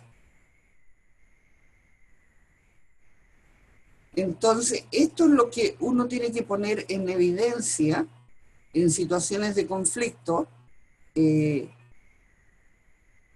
que las causalidades son circulares. Y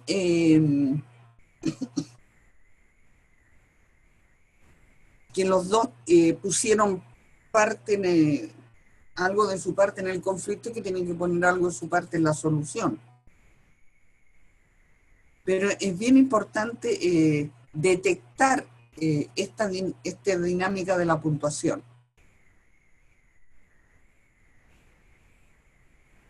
Porque, claro, ella podría continuar con el relato de él, ¿no? Dice, él llega más tarde como norma. Yo me aburro sola, me siento desatendida y me busco otro amigo. Queda clarito la causa de la conducta de ella. Como queda claro la causa de la conducta de él, ¿no? Pero si la juntamos y lo vemos en la relación, y ahí vemos que hay una secuencia, pero que cada uno pone el punto en distintos sitios.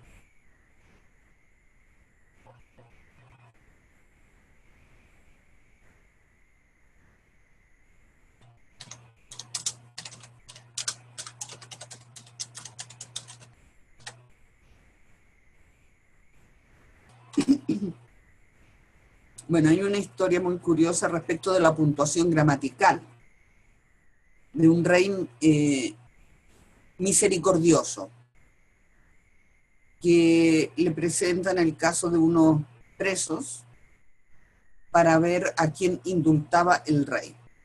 Entonces, a ver, se lo escribo bien.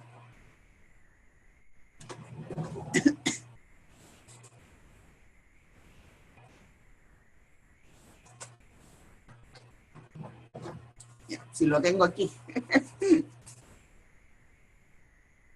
Dice, perdón.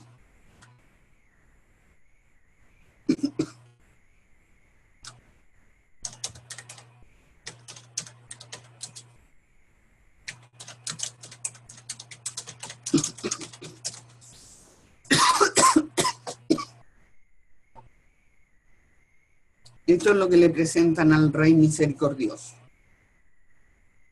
Entonces el rey le cuentan el caso y lee el papel, dice, perdón imposible, que cumpla su condena. Entonces él tacha aquí y pone la coma aquí.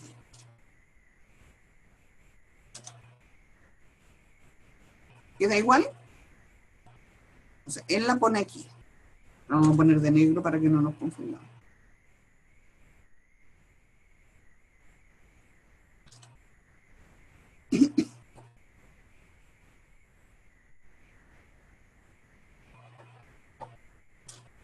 Oh.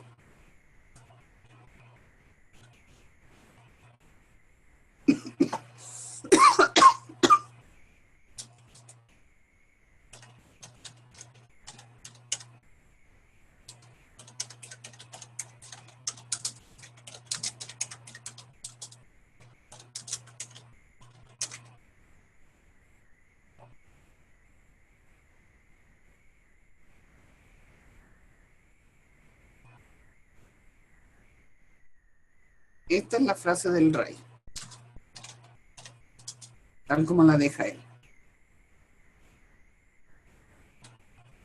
¿Y qué es lo que cambia? Que simplemente la posición de la coma.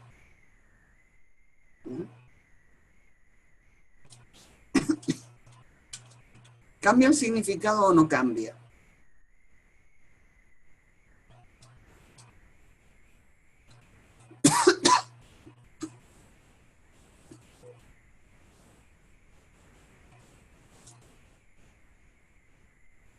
Cambia, pero imagínense ustedes en un sentido totalmente contrario.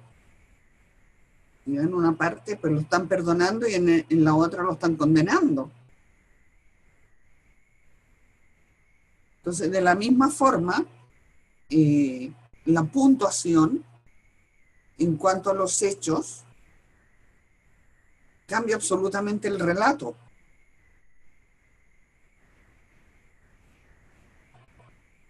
Lo que pasa es que cuando nos enseñan un lenguaje no nos enseñan este tipo de cosas. Bien, el quinto axioma lo vimos, lo simétrico. Estas son relaciones de qué tipo? ¿Son simétricas o complementarias? El médico con la paciente, la policía y los conductores. Esta señora parece como terapeuta y un paciente, no sé. ¿Qué dirían ustedes que son estas relaciones? ¿Son simétricas o complementarias? Aquí está la definición.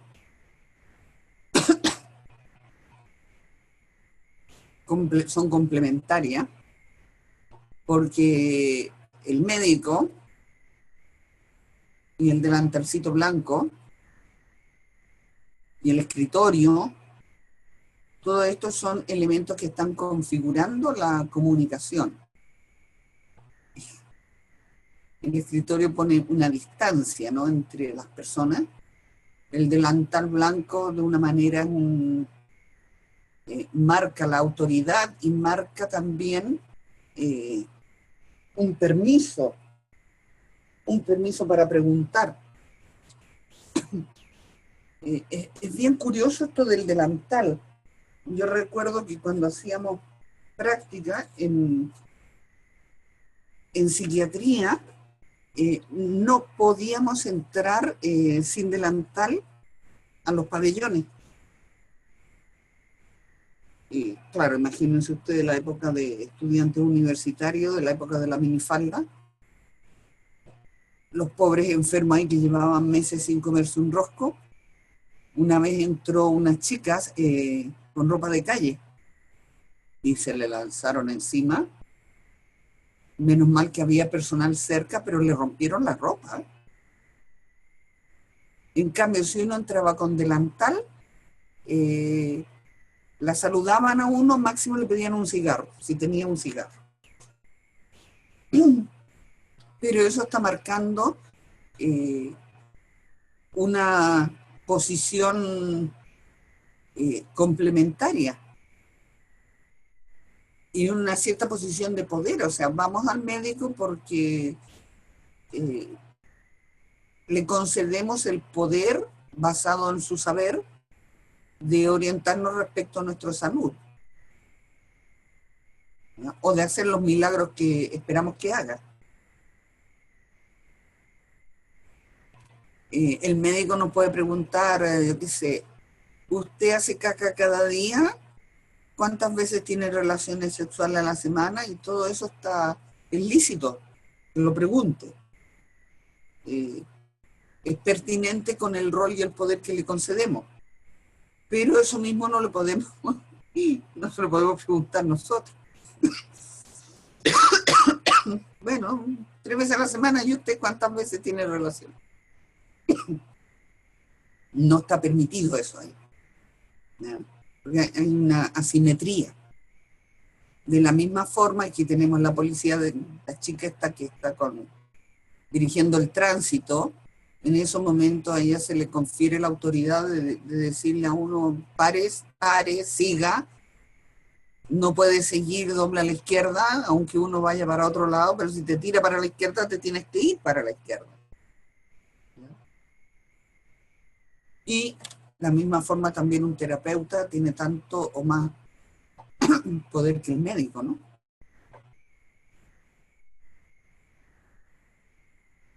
¿Y los mediadores dónde estamos?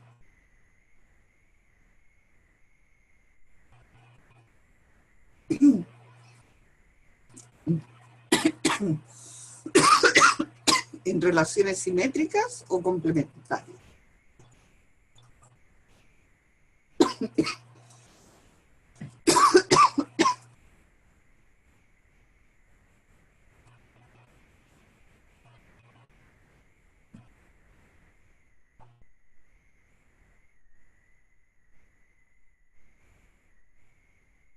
Melissa no se refiere a que uno necesite del otro. Se refiere a que uno tiene unos recursos que el otro no tiene, ¿ya? O quizás quisiste decir eso. Los mediadores, ¿qué tipo de relación establecemos en mediación? ¿Una relación simétrica o complementaria?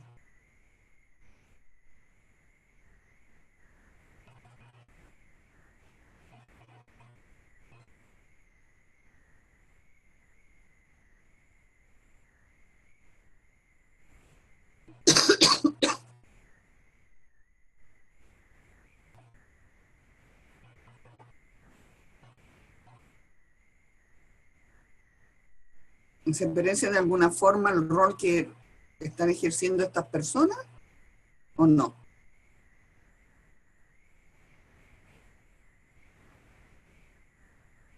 Complementaria, ¿no?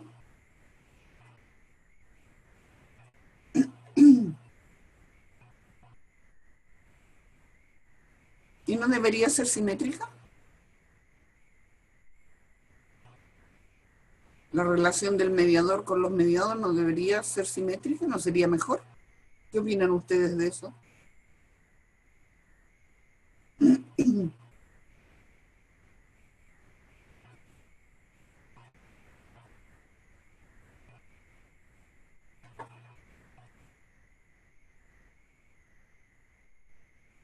Venga, opine.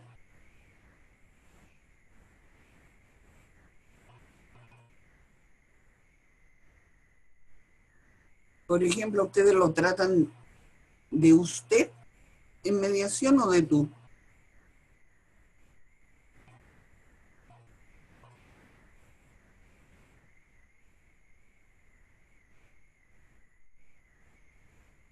De usted.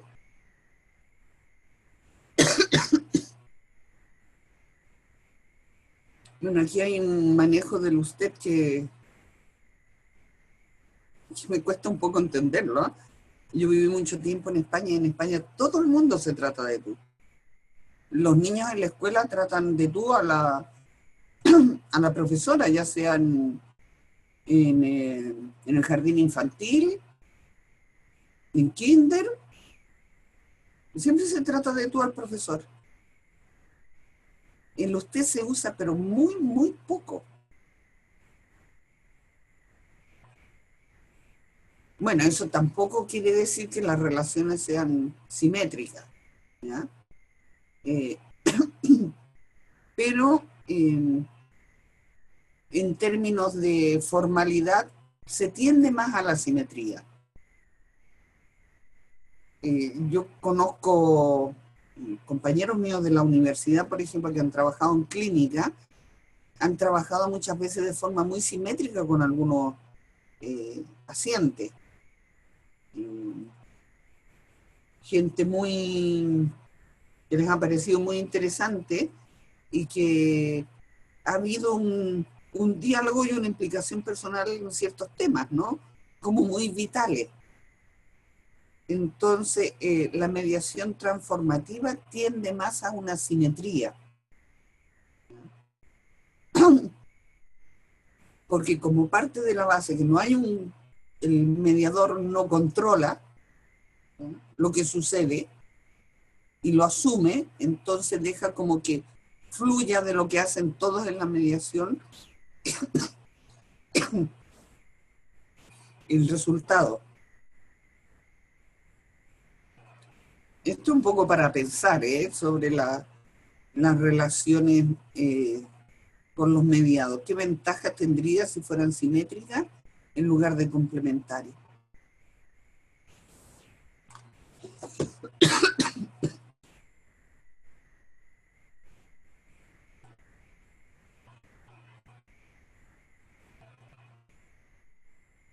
Bueno,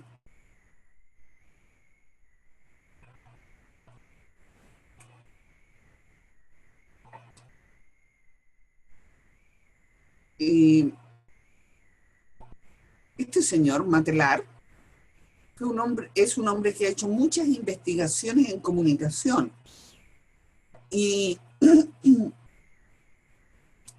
es francés y estuvo trabajando en Chile en la década de entre el 65 y el 73 en temas de comunicación y publicaba una revista muy interesante y aplicaba lo sistémico y lo global. Trabajaba la comunicación, pero más a un nivel más macro, ¿no? Lo aplicaba a los medios de comunicación, a la educación, a las relaciones de pareja.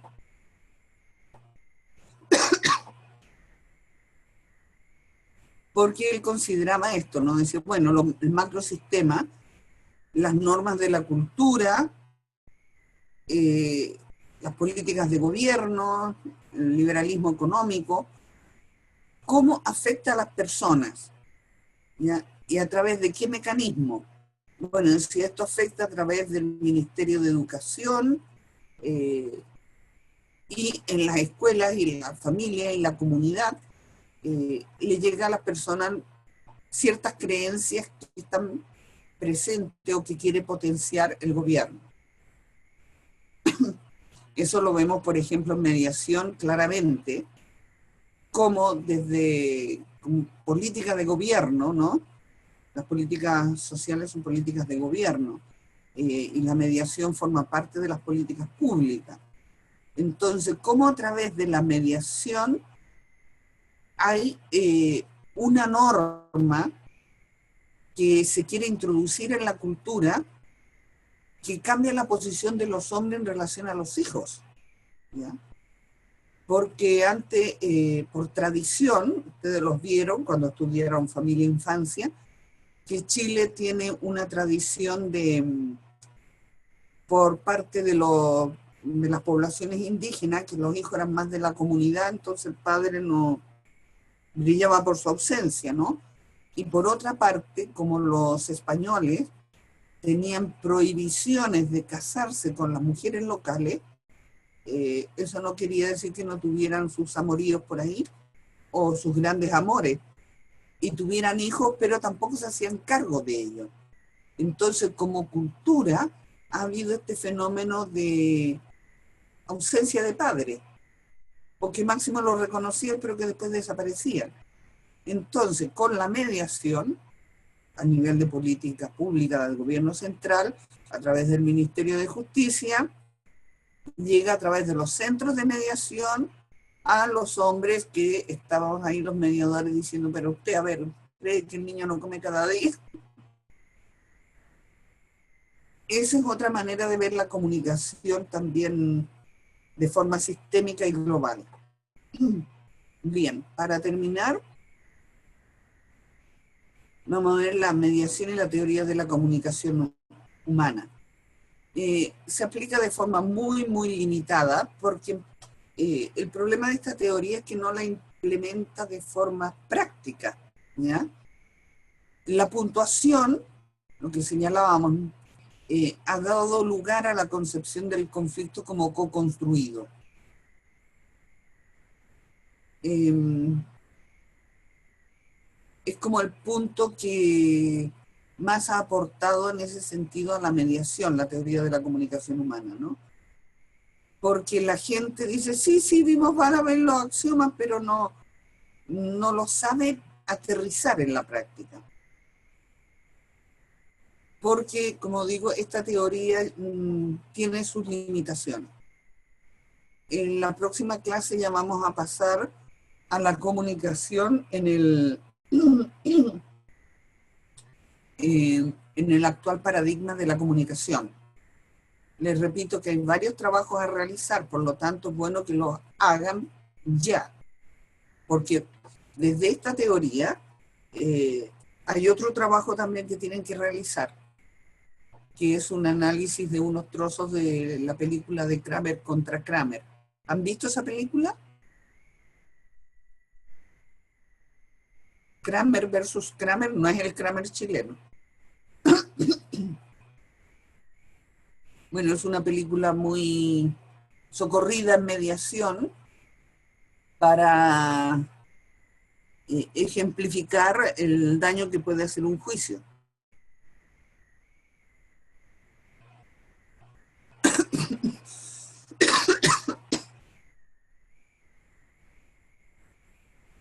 No, el nombre de las personas no. Kramer versus Kramer. Lo tienen ahí en la guía para hacer el trabajo. Tienen el link, son unos trocitos. Más bien hacia el final de la película.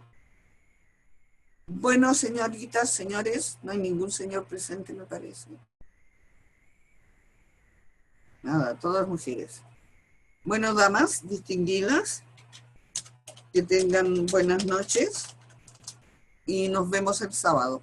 ¿De acuerdo?